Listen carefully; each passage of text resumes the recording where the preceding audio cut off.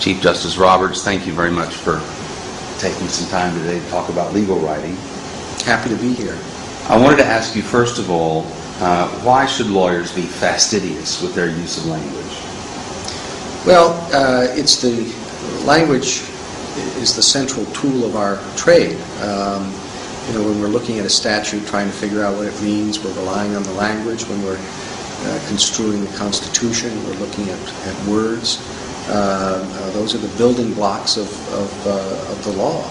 And so if we're not fastidious, as you put it, with language, it dilutes the effectiveness and clarity of the law. And so I think it's vitally important, whether it's a lawyer arguing a case and trying to explain his position, whether it's a legislator writing a law, whether it's a judge trying to construe it. At every stage, those lawyers have to be, the more careful they are with their language, I think the better job they're going to do in capturing in those words exactly what they want the law to do, in persuading a judge how to interpret it, and as a judge in giving a good, clear explanation of what the law is.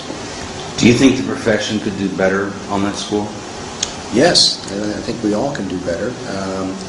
We read hundreds, thousands of briefs in the course of a year at the Supreme Court, and some are more effective than others. And it's just a different experience when you pick up a well-written brief. You kind of get a little bit swept along with the argument, and you can deal with it more clearly rather than trying to hack through. It's almost like hacking through a jungle with a machete to try to get to the point. You expend all your energy trying to figure out what the argument is, as opposed to putting your arms around it and seeing if it works. On some of the cases on which you grant cert, are you still, when you read the briefs, having to hack through with a machete?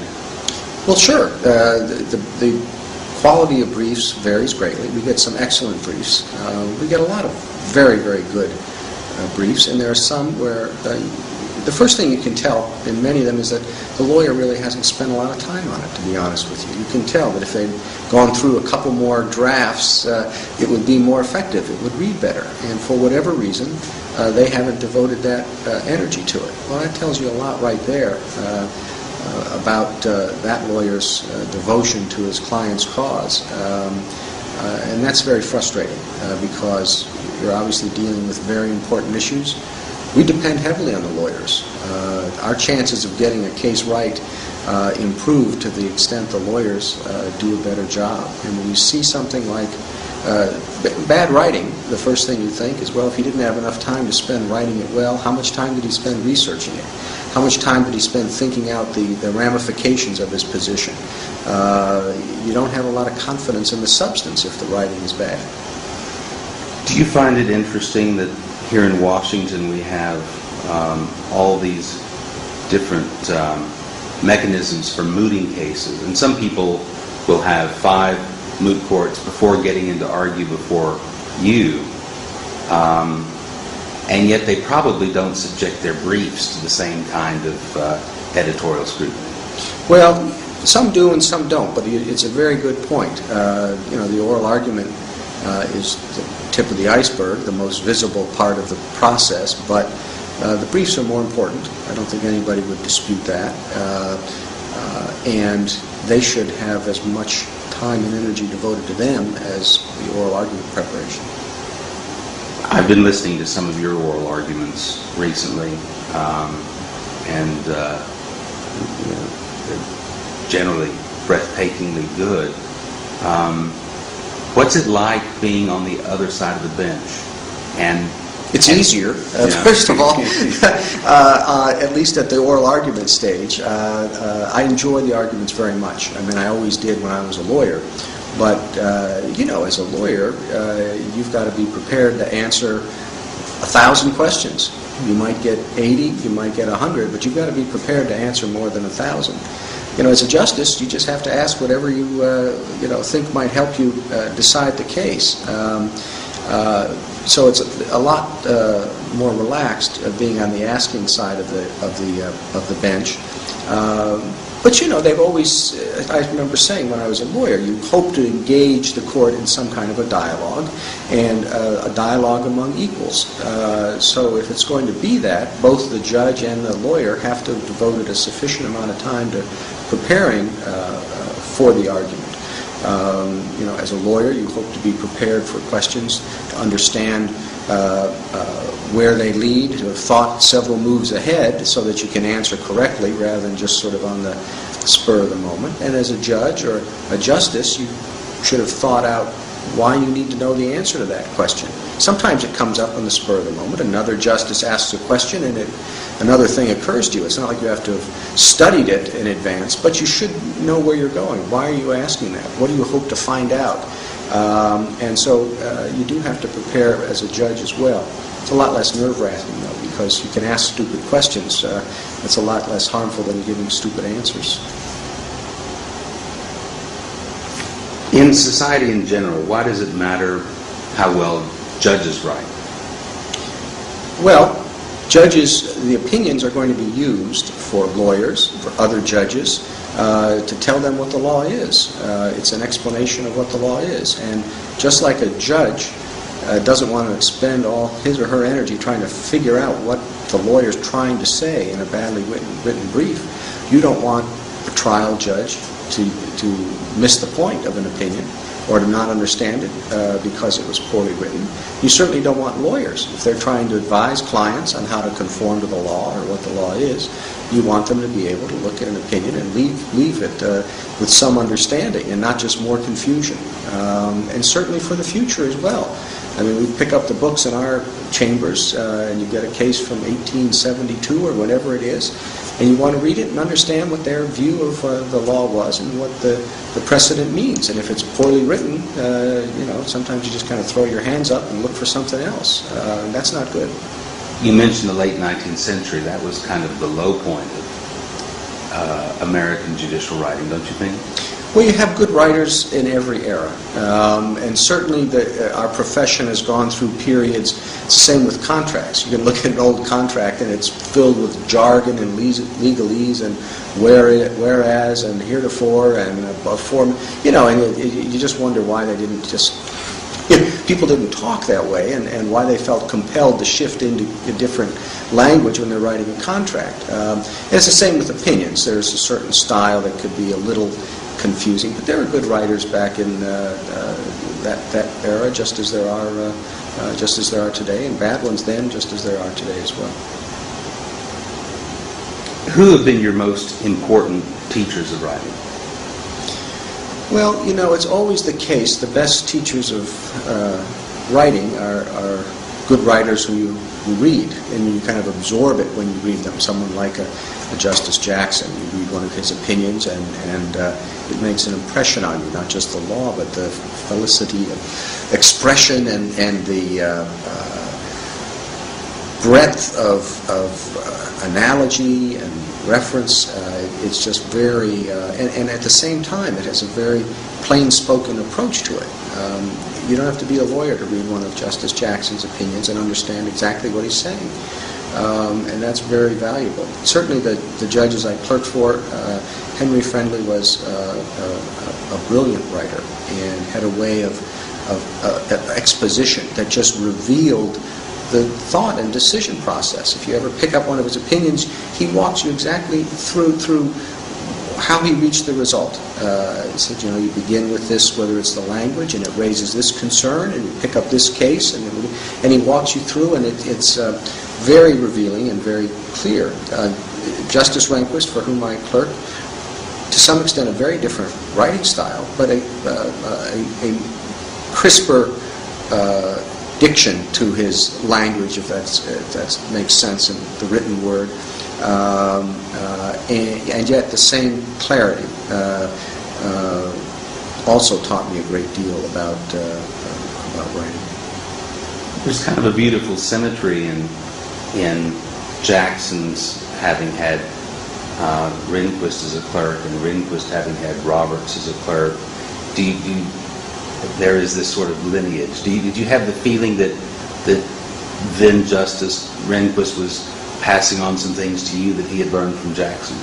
Well, I hope I was attuned enough to pick up what he was trying to pass on, but I think it is the case that law clerks tend to learn a lot about being a lawyer from their judges or justices. You know, they're young student, just right out of law school, impressionable to some extent, and you do pick up a lot.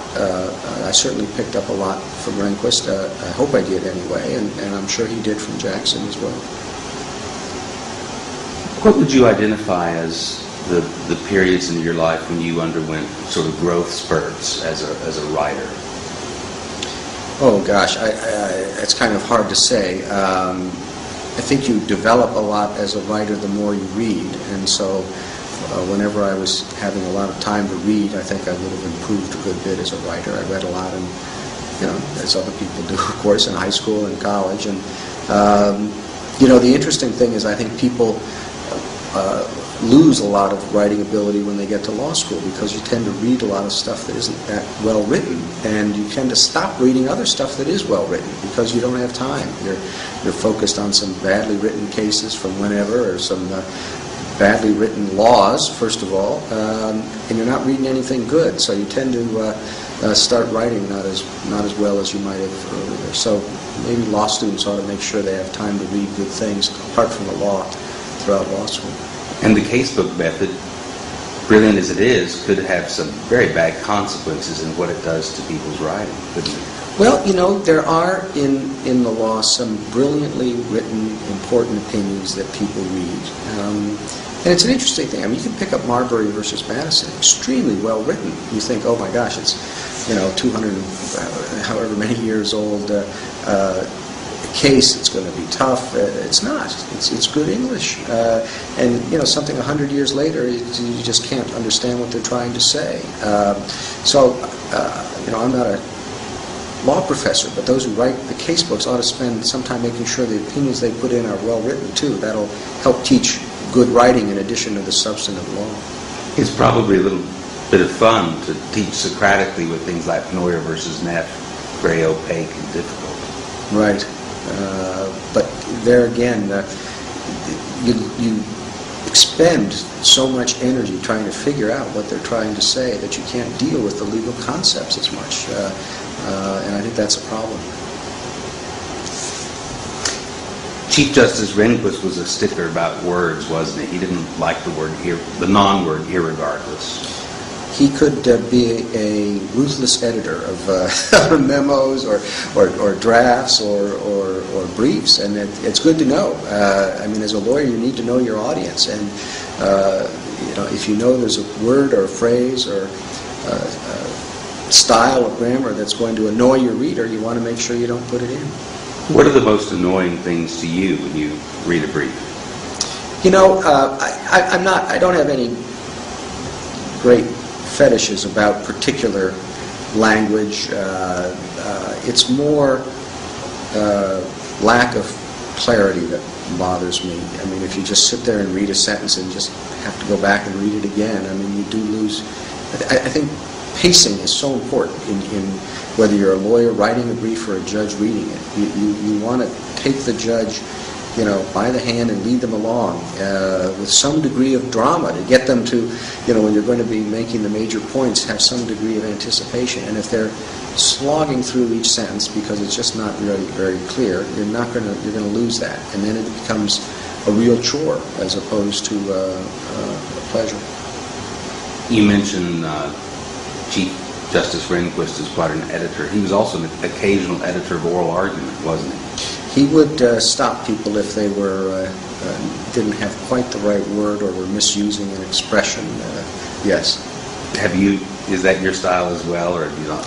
No, not really. It kind of depends on the pace of the argument and what's going on. I'm not going to stop in the middle and say someone's used a wrong bit of grammar. No, but it's like these analogies are probably not very insightful and maybe a bit trite, but it's like music. If you're listening to music and somebody hits the wrong note, it kind of detracts from it and you hear it. It's the same way there. If they're making a point and you notice it. And if you notice it, you're not noticing the argument. You're noticing the words, and that's unfortunate. fastidious, as you put it, with language, it dilutes the effectiveness and clarity of the law. And so I think it's vitally important, whether it's a lawyer arguing a case and trying to explain his position, whether it's a legislator. Chief Justice Roberts, thank you very much for taking some time today to talk about legal writing. Happy to be here. I wanted to ask you, first of all, why should lawyers be fastidious with their use of language? Well, it's the language is the sense writing a law, whether it's a judge trying to construe it. At every stage, those lawyers have to be, the more careful they are with their language, I think the better job they're going to do in capturing in those words exactly what they want the law to do, in persuading a judge how to interpret it, and as a tool of our trade. When we're looking at a statute, trying to figure out what it means, we're relying on the language. When we're construing the Constitution, we're looking at words. Those are the building blocks of the law. And so if we're not fastidious in giving a good, clear explanation of what the law is. Do you think the profession could do better on that score? Yes, and I think we all can do better. We read hundreds, thousands of briefs in the course of a year.